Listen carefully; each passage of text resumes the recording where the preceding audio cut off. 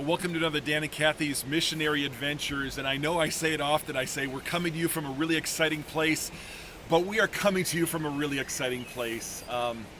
One of our heroes of the faith, one of our heroes in the whole missionary band of brothers from around the world is a man by the name of David Livingston. Unfortunately, a lot of people I think have forgotten who he is, but he was born actually in a small row house. It's right over here. You can't quite see it. It's behind the trees here. It's under construction.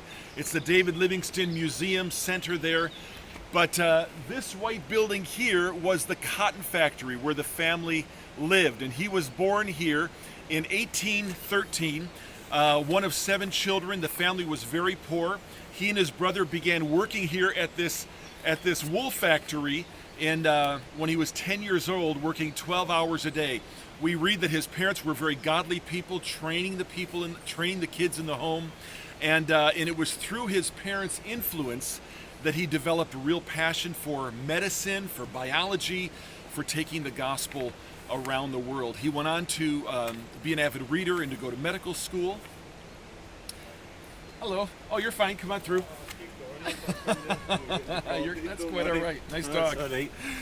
And to go to medical school, and he joined with the London Missionary Society. He was sent off to South Africa, where he went as a doctor, but he also had this passion to discover. He was an adventurer at heart and had a passion to discover the source of the Nile River.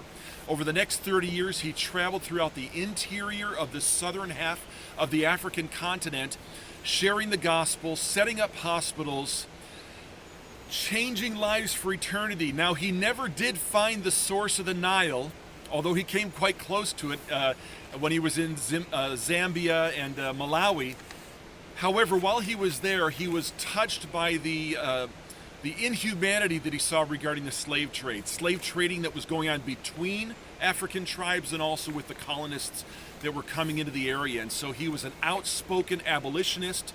During the 30 years in Africa, he was writing books, and his notes were getting back to England, and he was a huge hero and very famous here in England.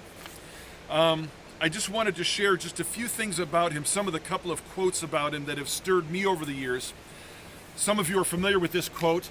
God had only one son, and he made him a missionary. He also said, if a commission by an earthly king is considered an honor, then how can a commission by a heavenly king be considered a sacrifice? He said, people talk of the sacrifice that I've made in spending so much of my life in Africa. It is emphatically no. It is no sacrifice. Rather, it is a privilege. The last quote I want to leave with you is, the only safe and happy place is to be in the will of God. And I guess that's what I want to leave with you today. Don't be afraid of allowing God to birth in you a big dream. And more than likely, he's planted in each one of you who are watching a dream that is above and beyond what you feel you can even accomplish in your own humanity and your own strength.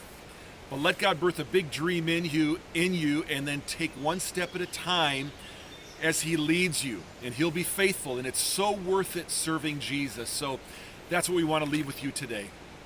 Amen. God bless you. Thanks for watching. Subscribe down below to our YouTube channel, Missionary Adventures. Until next time, this is Dan and Kathy One Row. Bye-bye.